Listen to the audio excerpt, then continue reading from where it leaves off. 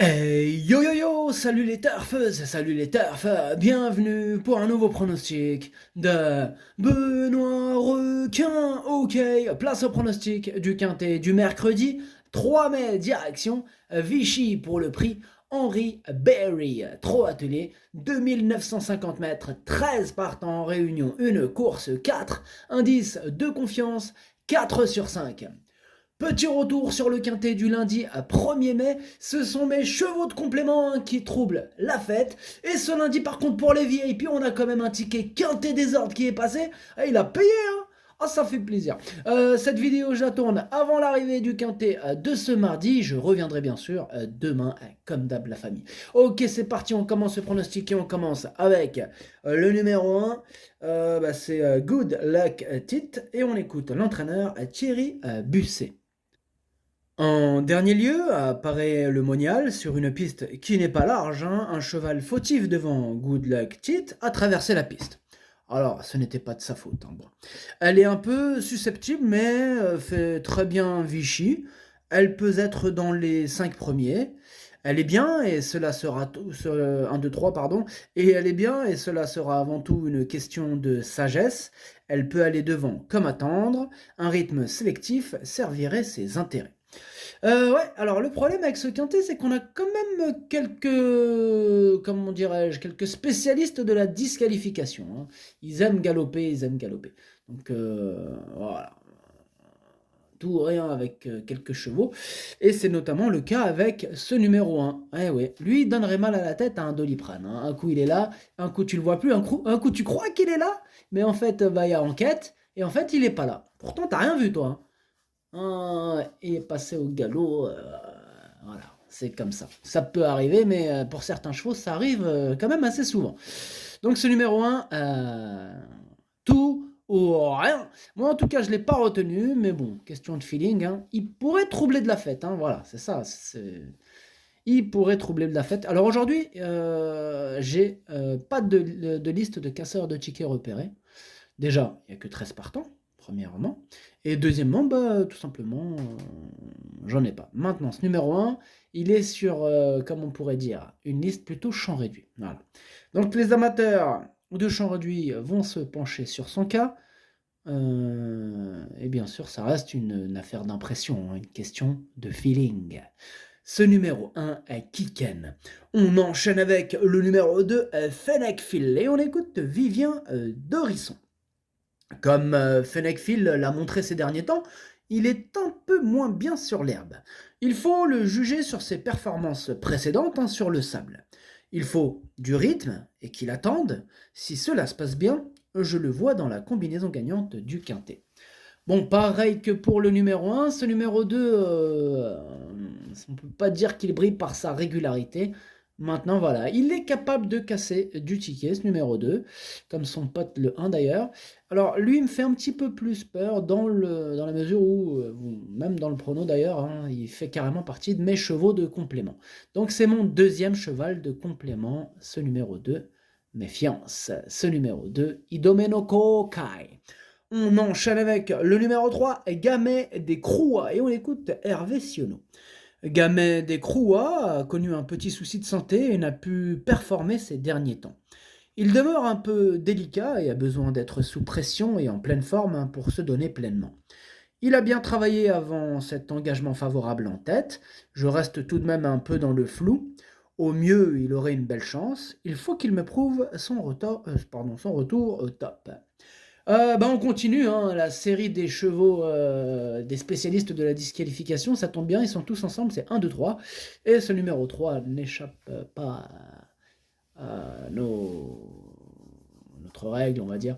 Ce numéro 3, lui aussi, est un spécialiste, hein, de la disqualification. Donc voilà, tout ou rien, il peut casser du ticket lui aussi. Et il peut terminer dans la colonne, hein, des disqualifiés. Ce numéro 3, c'est mon cheval de complément. Attention, possible cassage en vue. Mais là, cette fois-ci, on passe dans le cassage sérieux. Là, attention. Ce numéro 3, Kokai. On passe au numéro 4, Farceur de l'INAM. Et on écoute Pierre Callier. Farceur de l'INAM est sur la montante, mais 1, 2, 3, mais certainement pas à 100%. En dernier lieu, il a couru moyennement à Marseille-Vivo, où il a eu un peu de mal à tourner. Pourtant, il est meilleur corde à gauche qu'à droite. Comme j'ai peu d'engagement dans l'immédiat, on le court pour améliorer sa forme, mais je ne pense pas qu'il ait une première chance. S'il était cinquième, cela serait bien. Moi je vous dis attention ce numéro 4. Je l'ai gardé en bout de combinaison. Il devrait avoir une petite cote sympathique. En plus ce numéro 4, attention. Ce numéro 4, Hati. On passe au numéro 5, Girl Petit Vinière. Et on écoute Sylvain Roger. Girl Petit Vinière, très bien couru en dernier lieu, mais était un peu loin. C'est une excellente droitière à qui il faut masquer l'effort le plus longtemps possible. Elle a déjà gagné sur cette piste de Vichy. J'en attends un bon résultat. Eh bien, plaît bien. Moi, ce numéro 5, je l'ai gardé exactement à la 6e position. Ce numéro 5, Dokui. Et on enchaîne avec le numéro 6, Galogie, et on écoute Cédric Terry. Galogie a pris de belles places à Vincennes en fin d'hiver, sans être toujours très chanceux avec les tirages au sort derrière l'autostart. Il a confirmé au Croisé-la-Roche fin mars. Il n'a pas été revu, mais on a coché cet engagement depuis sa dernière sortie. Il est mieux à gauche, mais il va s'adapter à Vichy. C'est davantage un placé qu'un gagnant, mais il a sa place à l'arrivée à ce niveau.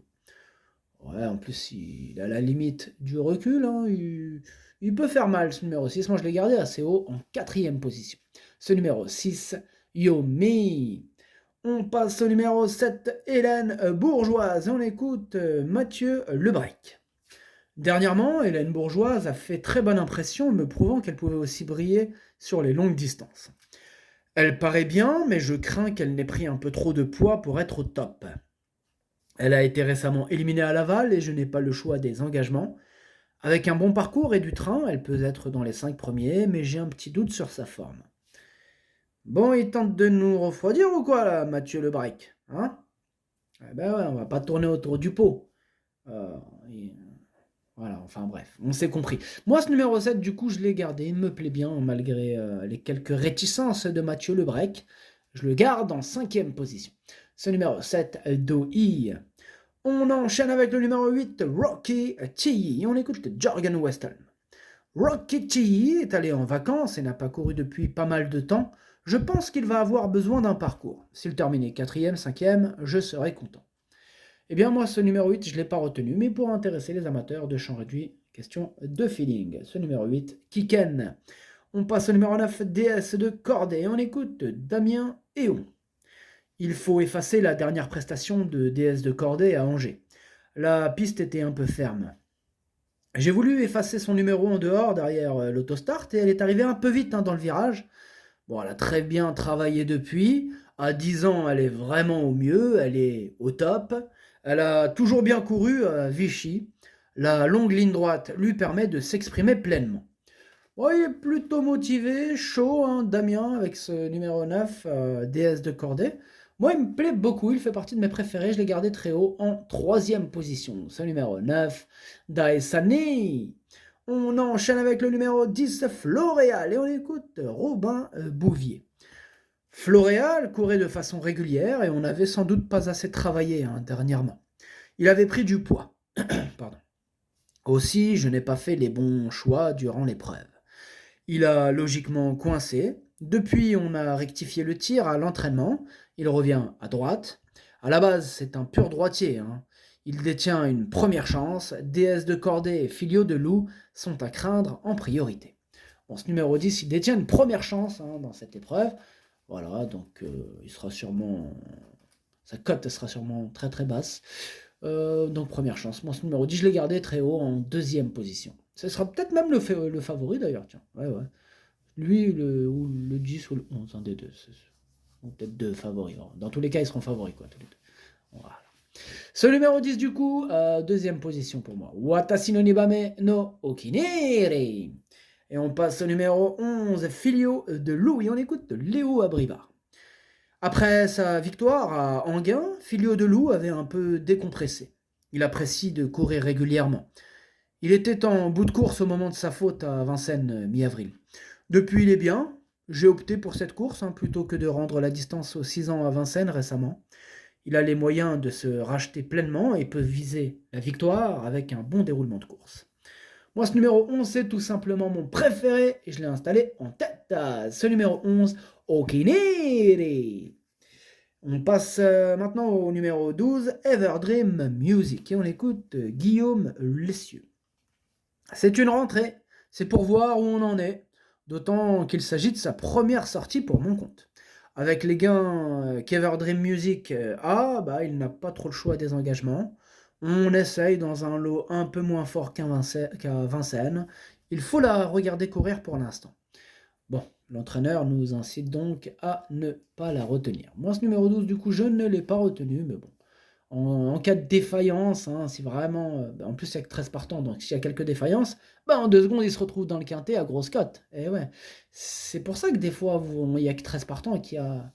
Wow, il y a des grosses cotes de malades à l'arrivée. Eh oui, parce que quand il n'y a pas beaucoup de partants, il suffit qu'il y en ait quelques-uns qui fassent la faute à l'avant, dans les chevaux en vue. Et bim, derrière, bah, c'est toutes les grosses cotes qui rentrent, hein. Donc des fois, ça peut payer un 13 partant, même si, bon, on est d'accord, assez souvent, 13 partant, c'est synonyme de ça paye pas. Puis bien souvent, ça paye pas. Mais des fois, bah, ça cartonne, hein. Donc voilà, bon, je suis pas en train de dire que ça va payer, mais voilà, c'est un scénario qu'on ne peut écarter, qui est déjà arrivé et qui pourrait arriver. Ne sait-on jamais. Du coup, ce numéro 12, question de feeling, ce numéro 12 à Kiken. Et on termine avec le numéro 13, Élixir du Rabutin, et on écoute Guillaume Richard Huquet.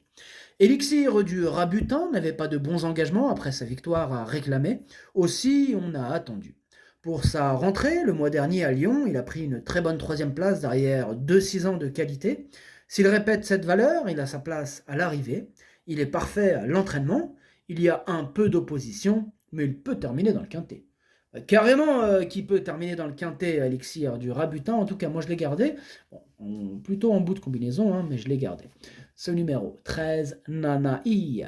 Le pronostic, ça donne 11, 10, 9, 6, 7, 5, 13, 4. Merci d'avoir suivi cette vidéo. N'hésitez pas à mettre un pouce bleu si la vidéo vous a plu. Pour accéder à tous mes tickets pour la course du quintet, rendez-vous directement en description de la vidéo. À jouer avec modération. Bonne chance. Chopez-le-moi. Ciao.